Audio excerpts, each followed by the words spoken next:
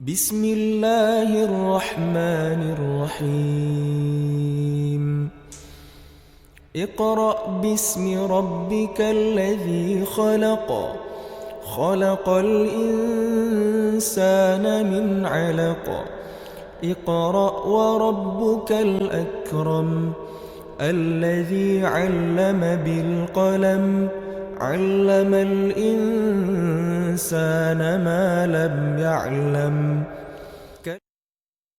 Dengan menyebut nama Allah yang Maha Pengasih lagi Maha Penyayang.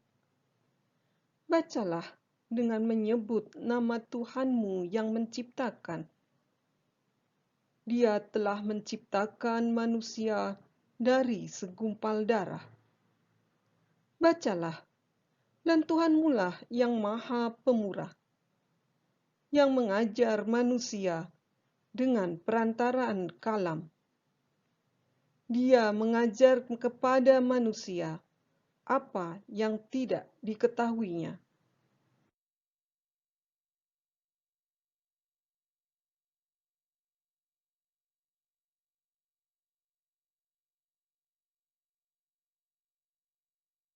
Apa yang harus dibaca? Yang harus dibaca adalah alam semesta yang banyak mengandung ilmu pengetahuan. Allah sudah memberikan ilmu pengetahuan kepada manusia sejak awal penciptaannya sebagai pembeda manusia dengan makhluk yang lainnya. Untuk itu anak-anak, kita semua, khususnya kalian semua, harus tetap semangat belajar mempelajari sesuatu yang baru yang bersifat positif. Jangan pernah menyerah. Jika kalian belum bisa terus belajar, dan belajar. Buang jauh sifat menyerah dan putus asa. Baiklah anak-anak, kita lanjutkan dengan materi.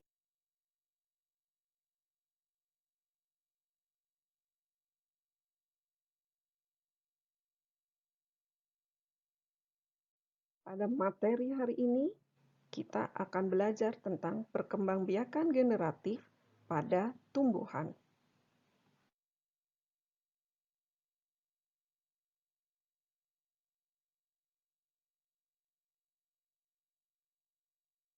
Pada surat Al-Hijr ayat 22 yang artinya, dan kami telah meniupkan angin untuk mengawinkan tumbuh-tumbuhan, dan kami turunkan hujan dari langit.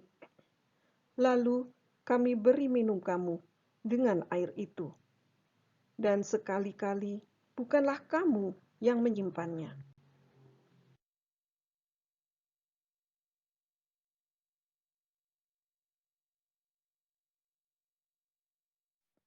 Tujuan pembelajaran hari ini adalah agar kalian mampu mengidentifikasi dan menuliskan kembali perkembangbiakan generatif tumbuhan dengan benar. Belajar bersamanya, ada sangat banyak tumbuhan di bumi kita. Tuhan menciptakan tumbuhan untuk kita. Ya, untuk kita. Untuk memenuhi kebutuhan hidup kita. Wow, Tuhan memang sangat baik. Nah, agar tumbuhan bisa bertambah banyak dan tidak punah, Tuhan membuat tumbuhan bisa berkembang biak.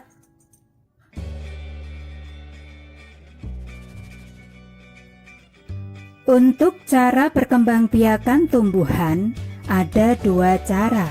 Yang pertama, yaitu secara generatif, yaitu perkembangbiakan tumbuhan melalui perkawinan atau penyerbukan antara benang sari dan butik.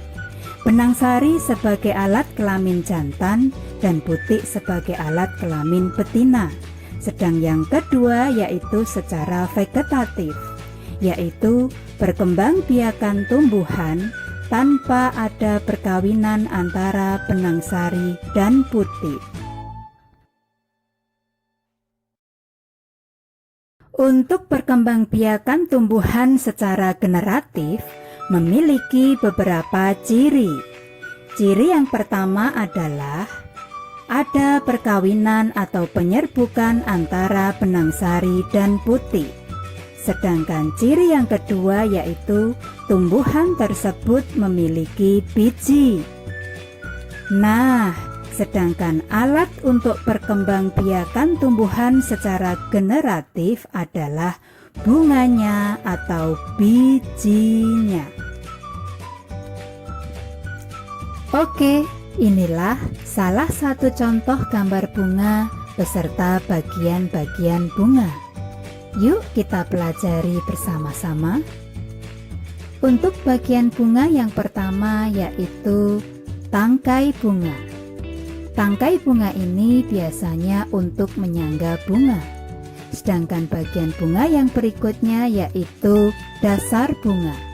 Dasar bunga ini adalah untuk tempat melekatnya kelopak, mahkota bunga, dan bagian-bagian bunga yang lainnya. Sedangkan bagian bunga yang berikutnya yaitu kelopak. Kelopak ini biasanya digunakan untuk melindungi bunga saat masih kuncup. Sedangkan bagian bunga yang berikutnya yaitu mahkota. Mahkota ini merupakan bagian bunga yang paling cantik dan sebagai perhiasan bunga. Nah, inilah yang dinamakan dengan benang sari. Sebagai alat kelamin jantan, inilah yang dinamakan butik sebagai alat kelamin betina. Di dalam benang sari ada serbuk sari. Serbuk sari ini bisa terbawa oleh angin atau kupu-kupu atau lebah. Dan mereka bisa jatuh di atas kepala putih. Dan peristiwa inilah yang sering sekali kita sebut dengan peristiwa penyerbukan. Setelah terjadi penyerbukan, maka mereka akan menuju ke bawah ke bagian bunga yang bernama bakal buah.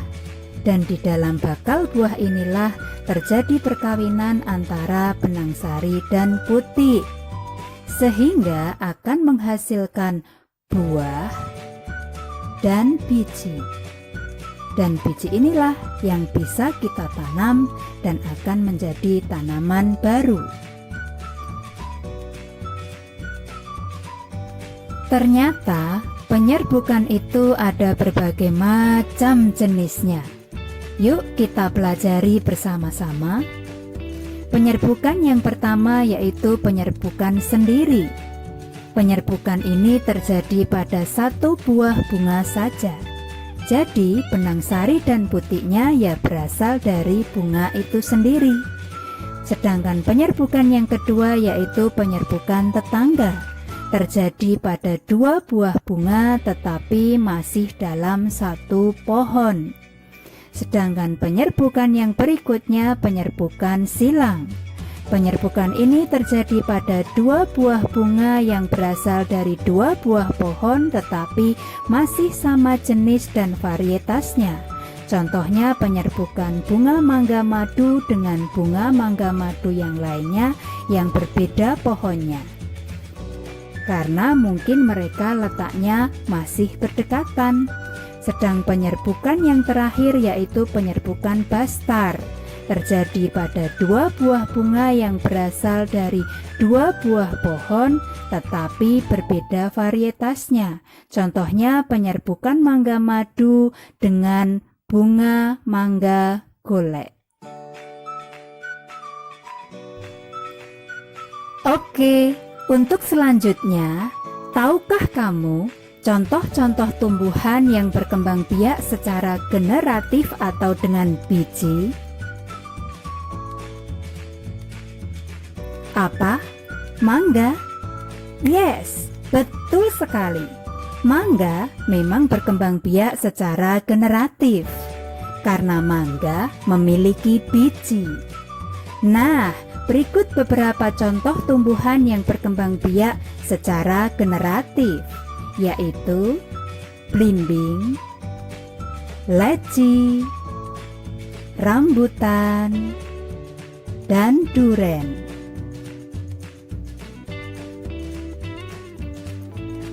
Nah, sekarang ayo coba temukanlah tumbuhan yang lainnya yang berkembang biak secara generatif atau dengan biji. Jangan khawatir, jika kamu mengalami kesulitan, bertanyalah kepada orang tuamu atau kepada gurumu. Pasti mereka dengan senang hati akan membantumu.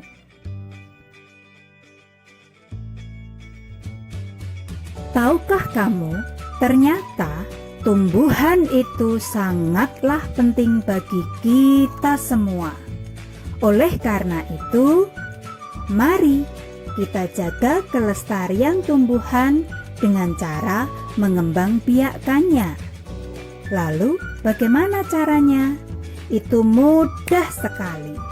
Caranya, di saat kamu habis makan buah, jangan lupa tanamlah bijinya. Dengan begitu berarti kamu telah mengembangbiakkannya. Oke, kamu pasti bisa. Wah, alhamdulillah. Kita telah selesai belajar bersama tentang perkembangbiakan tumbuhan secara generatif. Bagaimana?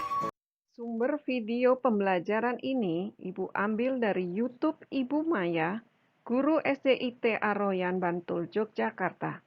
Mengapa Ibu cantumkan sumber videonya? Karena ini adalah salah satu bentuk kita menghargai karya orang lain. Jadi anak-anak, setiap kali kalian atau kita semua menggunakan karya orang lain, maka kita harus mencantumkan sumbernya sebagai salah satu wujud kita berterima kasih dan menghargai karya orang lain. Nah, tugas kalian sekarang adalah membuat rangkuman materi dari video ini dengan kalimat kalian sendiri. Sertakan pula gambarnya. Tugas yang kedua adalah kalian menjawab pertanyaan-pertanyaan berikut ini. Kalian lihat gambar bunga di samping ini. Kalian lihat, kalian jawab. Pertanyaannya adalah, bagian bunga yang berwarna kuning disebut bagian bunga yang berwarna merah dan bagian bunga yang diberi tanda panah. Kalian jawab, kalian tulis, dan kalian tulis pula soalnya beserta jawabannya. Kirim jawaban kalian ke link berikut ini. http://gg.gg/tugas BDR tematik 6A. Bagi 15 orang pertama yang mengirimkan hasil tugasnya ke link ini, maka akan mendapatkan bonus nilai +3. Anak-anak, demikian pembelajaran untuk hari ini. Jangan lupa kalian kirimkan tugasnya. Dan seperti biasa, Ibu tidak pernah bosan untuk selalu mengingatkan kalian. Jaga sholat 5 waktu kalian, jaga kesehatan, dan selalu buat orang tua kalian tersenyum bahagia. Wassalamualaikum warahmatullahi wabarakatuh.